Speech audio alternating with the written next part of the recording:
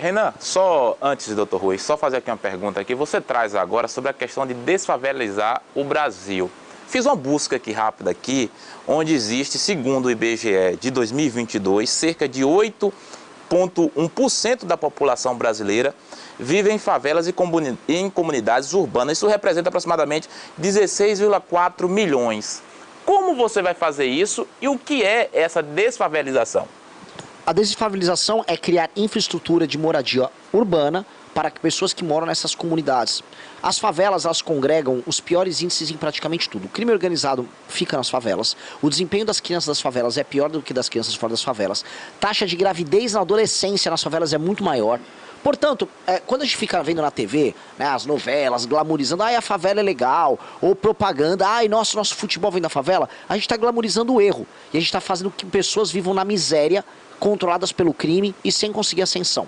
A favela tem que deixar de existir, ela tem que virar bairro. E existem várias modalidades. Onde você tem uma casa de alvenaria, que ela já está mais ou menos constituída, eu tenho que regularizar ela do ponto de vista das normas da prefeitura, e aquela pessoa tem que ter o título de propriedade daquela casa, eventualmente até um dia para vender ela. As ruas ao redor delas, elas têm que ser arborizadas, você tem que ter segurança pública, você tem que ter saneamento básico, você tem que ter vias de passagem para ambulâncias. Então você vai ter que fazer um processo de reurbanização.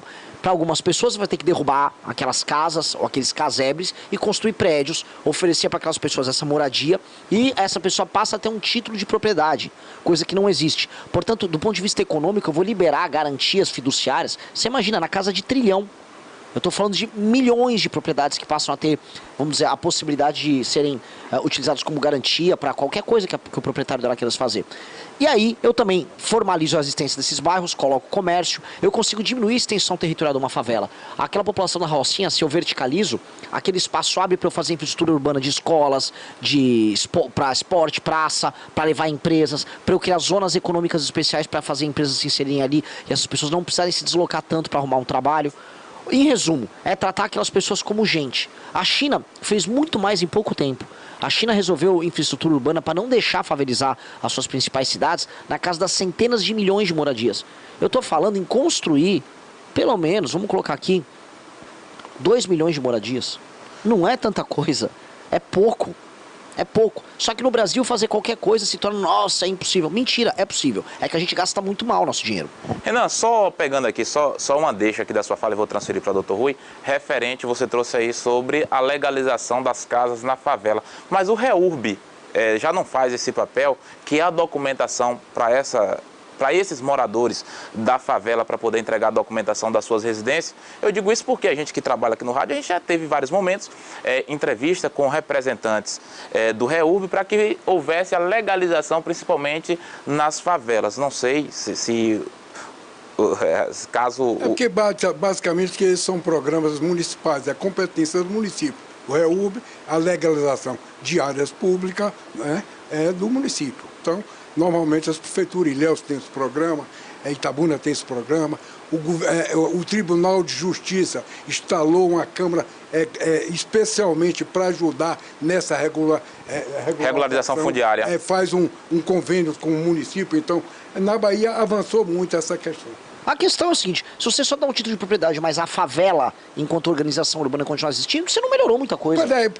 Porque a favela não tem que existir. O que ele está colocando, porque, veja bem, essa questão do REURB, além da competência, ela, por exemplo, ajuda, via de regra, a maioria dessas irregularidades nessas pequenas cidades são provenientes de loteamentos clandestinos. Sim, grilagem, invasões. Faz lá, não passa por um projeto específico da prefeitura. Então, nesse caso, cabe também, via de regra, no pequeno, como na favela. Sim. Só que aí seria um programa específico do governo federal. Sim, o governo federal tem que atuar porque você tem que criar a infraestrutura urbana.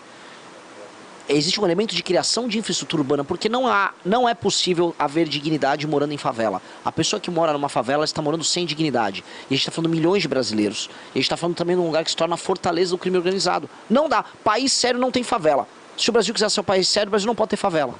Inclusive tem modelos de que a Colômbia teve um projeto maravilhoso nesse sentido. Buenos Aires também. Eu quero retomar a questão política. Você me esboçou um mini projeto, porque também aqui não tem prazo para a gente falar muito sobre o seu projeto, mas em regra você colocou pontos principais. Agora, é exatamente, por exemplo, como fazer isso, implementar isso, essa é uma pergunta específica, como você irá implementar essas políticas de reestruturação com o Congresso, 594 pessoas que dentro desse Congresso você tem, por exemplo, 272 fazendeiros, tá certo? Cento e tanto. Então, via de regra, o Congresso todo é de direita mesmo, mas não é uma direita que você pretensamente está representando. Uma direita mais moderna, mais aberta, né, mais propositiva, é aquela, por exemplo, representada, via de regra, por algum segmento religioso, que incorpora aquela velha Deus, pátria, família. Então, eu queria saber como é que você lidaria com o Congresso, porque você pode, né, até por conta, eu verifiquei, você hoje, nas pesquisas, está pontuando, inclusive, melhor do que antigos caciques aí, o Caiado, o Zema, mas embora você incorpore, de certa maneira, um discurso de Zema com relação a corte de gasto, a ganho de produtividade, você não diverge, é o mesmo programa. Então, eu queria ver como é que seria você eleito, né, não teria a chance de ter um Congresso majoritário, até porque seu partido tem 1 ano, 2 anos de existência. Não tem. Eu tenho 7 meses. Pois não tem essa infra para você ter uma base congressual, né, que você possa implementar o seu programa. Mas eu queria, então, ouvi-lo com relação a isso. Sobre a obtenção de maioria, eu não quero obter aquela maioria gigantesca a todo custo. Então eu não vou lotear os ministérios do governo nosso simplesmente para obter a qualquer custo essa maioria. Não, eu vou passar os meus projetos caso a caso. Então tem uma reforma fiscal, eu vou obter a maioria para reforma fiscal. Vou compor governo com alguns partidos mediante indicação de pessoas boas. E eu não estou aqui pagando de, eu sou antissistema, que não se governa sozinho. E eu vou governar em cima do projeto que venceu nas urnas. Se o meu projeto é o que venceu nas urnas, eu vou convidar os partidos para ajudar a tocar o meu projeto que venceu nas urnas. Ponto. É isso. Então, o PSD do Kassab, que tem muita presença aqui no Nordeste, quer tocar meus projetos de industrializar o Nordeste comigo aqui? Vamos tocar o meu projeto, que é o que ganhou. Venham fazer parte, venham ter um lucro político, não um lucro financeiro, né? E passar os projetos caso a caso. Você falou, por exemplo, da bancada do agro. A bancada do agro interessa a eles a minha parte de investimento em infraestrutura? Muito, porque eles precisam escoar a produção da agricultura. Vou convencer eles a votar comigo nessa agenda. Interessa no agro, por exemplo, uma matéria que é muito importante, por exemplo, aqui no sul da Bahia, que é paz no campo. A questão fundiária está resolvida, você acabar com essa, vamos colocar, com essa insegurança? Sim, vamos trabalhar junto. Olha, certas bancadas de centro, vamos colocar aí, interessam eles a lei de responsabilidade gerencial que nós temos? Sim, vamos conversar com eles, vamos projetar. Caso a caso, vamos fazer as maiorias. E, do ponto de vista, vamos dizer, do combate ao crime organizado, que acho que é uma pauta nacional, eu espero não encontrar oposição nem à esquerda. Até porque o governo Lula, sejamos honestos, o Kim Kataguiri, que é nosso deputado federal, ele colocou para pautar um projeto de aumento de penas para roubo, furto e receptação. Até o PT votou a favor. E o PT sempre votou contra a matéria de aumento de pena. O PT falou, não, vamos votar a favor aí, não vamos arrumar confusão. O brasileiro está tão cansado do crime organizado que, em matéria de segurança, tirando o PSOL, eu acho que não vou encontrar grandes problemas. E ainda mais se eu ganhei a eleição, porque significa que esse discurso venceu nas urnas. Mas não há uma chamamos de simbiose perfeita entre esses políticos que você vai buscar fazer maiorias pontuais e, por exemplo, né, a que eu chamo de simbiose perfeita entre essa política e o que você está colocando aí? E o crime, você diz? Sim. Alguns casos sim, outros não. A gente está vindo o Rio de Janeiro. Mas vou dar um exemplo. O Rio de Janeiro, eu vou ter que meter uma intervenção federal lá. Porque o Rio de Janeiro não é só, vamos dizer, o Comando Vermelho, que faz uma ocupação territorial. O Rio de Janeiro, você está falando de envolvimento da alta política, envolvendo a Alerj, o governo, parte do judiciário, com facções criminosas e grandes escândalos como o do Banco Master. Aí eu não preciso nem do Congresso, eu preciso da Polícia Federal, eu preciso da ABIN, eu preciso do COAF, eu preciso de um Ministério da Justiça muito atuante, pegando eles. E se o governador mexer uma vírgula, intervenção federal no Rio de Janeiro. Rio de Janeiro está em estado de intervenção federal. A política toda está corrompida. A política do Rio de Janeiro ela tem uma mistura de miliciano, de tráfico de drogas, escândalo de INSS, escândalo de Banco Master, fora os escândalos próprios acontecendo tudo ao mesmo tempo. Pegaram ontem, houve uma operação na casa do ex-governador Cláudio Castro. Vocês viram o apartamento dele em Ipanema? Apartamento que na prática é avaliado por mais de 40 milhões de reais. Onde ele arrumou esse dinheiro? É óbvio que né, não foi com o salário de governador. Então é óbvio que você tem um descalabro. A beleza desse tipo de escândalo é que eu não preciso passar muitos projetos. Eu tenho que botar a PF para funcionar. E ainda vou falar mais uma aqui, tá? Jogar aqui uma em primeira mão aqui para vocês, tá? Eu topo me aliar com membros do STF que já estão investigando outros crimes de corrupção. Por exemplo, conversar de maneira muito republicana, abertamente, com o ministro Flávio Dino, que está com os casos dos desvios de emenda do orçamento secreto, para pegar político do centrão vagabundo. Ora, não teria problema nenhum, ministro, a Polícia Federal está à disposição, é do meu interesse que político que está preso com um esquema de rachadinha, prefeito que se envolve com esquema de desvio de emenda e compra de votos, é que tem os da rachadinha também, né? Pegue todos. Que é do meu interesse que você os fiscalize, a Polícia Federal está à disposição. É do meu interesse que pegue os escândalos envolvendo orçamento secreto. Porque é um absurdo que o Congresso Nacional funcione dessa maneira. O fato de eu não ter rabo preso com ninguém me permite que eu converse com um ministro nomeado pelo Lula e que eu converse com gente da direita numa boa. Agora, Renan, só mais rapidinho, porque eu já pego... essa é a questão política. Agora, por exemplo, você falou de agro. Veja, o agro brasileiro hoje, as commodities, basicamente a exportação brasileira se limita a soja, milho, certo? Mas quem faz a alimentação, bota na mesa do povo, é a agricultura familiar. Né? O agro, inclusive, você sabe que é isento. Né? A soja, a Lei Candim, Sim. Você pode... Então, por exemplo, você fala em infraestrutura para o agro, né? Que não tem imposto livre, recebe bacana, para produzir para o mundo, gera receita. E a agricultura familiar? O que é que você pensa sobre isso? Qual a sua ideia?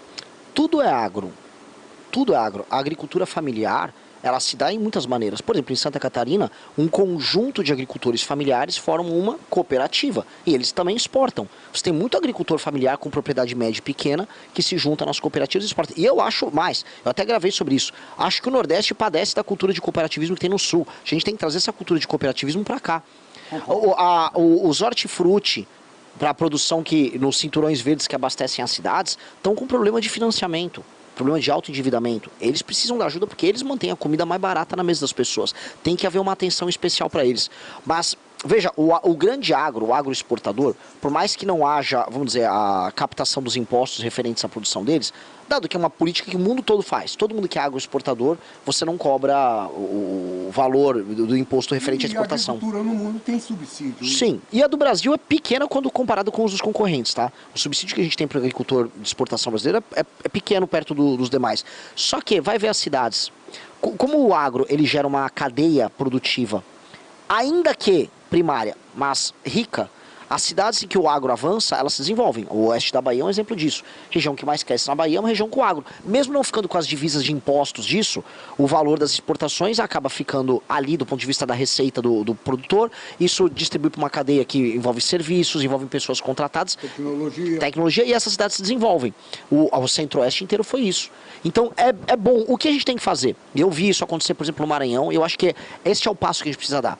Nós precisamos nos encaminhar para a agroindústria. A China e os Estados Unidos são países de agroindústria.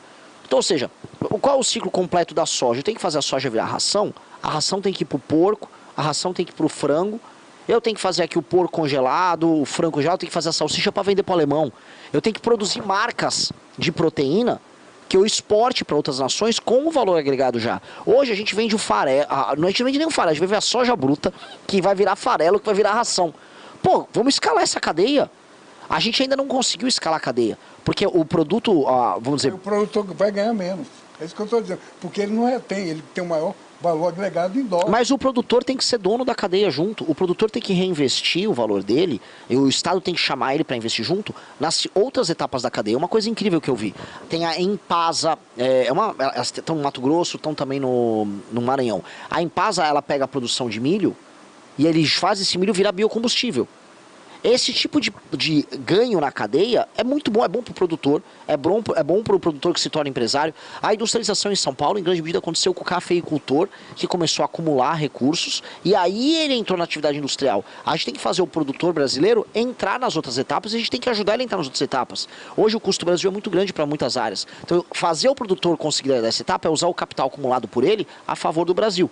E a gente precisa fazer esse salto em todas as áreas. Café, aqui no sul da Bahia, eu estou falando muito. Ele ia me interromper, eu falei, calma, que eu adoro esses assuntos. Café. Pô, tem café de altíssima qualidade. Minha prima, uma das melhores produtoras do Brasil, produz lá em Vitória da Conquista. O que a gente precisa ter? Uma agroindústria voltada para o café. A Alemanha, não tem um pé de café na Alemanha, tem mais lucro com café do que o Brasil. Como é que pode? Por quê? Porque eles sobem a cadeia, a gente não sobe. Pô, imagina quanto que a Nestlé fatura com a Nespresso, vendendo cápsula de café caríssima, com a máquina, com o ritualzinho, com a xícara, tudo bonito. Você compra o serviço, você compra a marca. No Brasil você vende o grão bruto. Não pode! A gente tem que subir, a gente tem que agregar o valor. E isso vira emprego de qualidade. Se você chegou até aqui, é porque você não engole narrativa pronta. Então já se inscreve no canal e ativa o sininho, porque aqui você vê os cortes que muita gente prefere que você não veja. E faz o mais importante agora, compartilhe esse vídeo, porque informação de verdade só se espalha quando alguém decide passar para frente.